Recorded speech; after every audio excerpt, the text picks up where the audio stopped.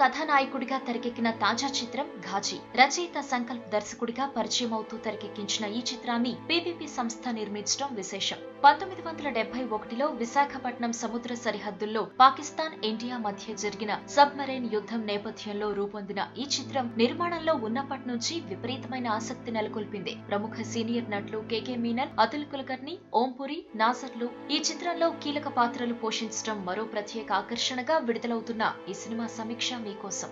కథ: భారత నావికా దళానికి బ్రహ్మాస్త్రం లాంటి ఐఎన్ఎస్ విక్రాంత్ ను సముద్రంలో కలిపేయటమే ధ్యేయంగా పాకిస్తాన్ చేపట్టిన మిషన్ ఘాజీ. సదరు అటాక్ ను భారత్ కు చెందిన ఐఎన్ఎస్ రాజ్పుత్ ఏ విధంగా తిప్పికొట్టింది అనేది ఘాజీ చిత్ర కథాంశం. విశ్లేషణ: లెఫ్టినెంట్ కమాండర్ అర్జున్ పాత్రలో సాహసంతో పాటు సహనం కూడా సమపాళలో ఉన్న నేవీ ఆఫీసర్ గా రానా కెరీర్ బెస్ట్ పర్ఫార్మెన్స్ తో ఆకట్టుకున్నాడు. తన సీనియర్ ఆఫీసర్ అయిన కేకే మీనన్ ఆర్డర్స్ ను పక్కన పెట్టి అతన్ని ఎదిరించే సన్నివేశంలో రానా ప్రదర్శించిన పరిణితి ప్రశంసనీయం. కెప్టెన్ రణ్వీర్ సింగ్ పాత్రలో కేకే మీనన్ నటన సినిమాకి ప్రత్యేక ఆకర్షణ. యుద్ధం అంటే దేశం కోసం ప్రాణాలర్పించేయటం కాదు, శత్రువు ప్రాణాలు తీసి గెలవడం అనే నినాదంతో తన బృందాన్ని స్ఫూర్తిదాయకంగా నడిపే కమాండర్ గా కేకే మీనన్ మిగతా ఆర్టిస్టులను పక్కకు నెట్టి ప్రేక్షకులను తన వైపుకు తిప్పుకున్నాడు. తాప్సీ పాత్ర చాలా చిన్నది. సినిమాలో హీరోయిన్ ఉండాలి కాబట్టి ఒక 4 సన్నివేశాలు రాసి సినిమాలో కాసేపు కనబడేలా చేశారే తప్ప ఆమె పాత్రకు పెద్ద ప్రాముఖ్యత లేదు. అతుల్ కులకర్ణి సపోర్టింగ్ ఆఫీసర్ పాత్రలో చక్కని నటన కనబరిచారు. నాజర్, ఓంపురి వంటి నటులు తమ తమ పాత్రలకు పూర్తి స్థాయిలో న్యాయం చేశారు. కే నేపథ్య సంగీతం ఈ చిత్రానికి ఆయువు పట్టుగా నిలిచింది.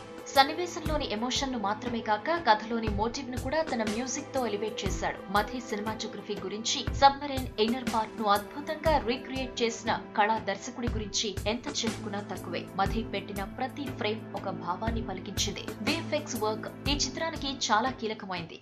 సముద్ర గర్భంలో జరిగే యుద్ధాన్ని కుదిరినంతలో సహజంగా చూపించడానికి ప్రయత్నించారు. Missiles launch, submarine sinking episodes లో గ్రాఫిక్స్ ప్రేక్షకులను తప్పకుండా అలరిస్తాయి.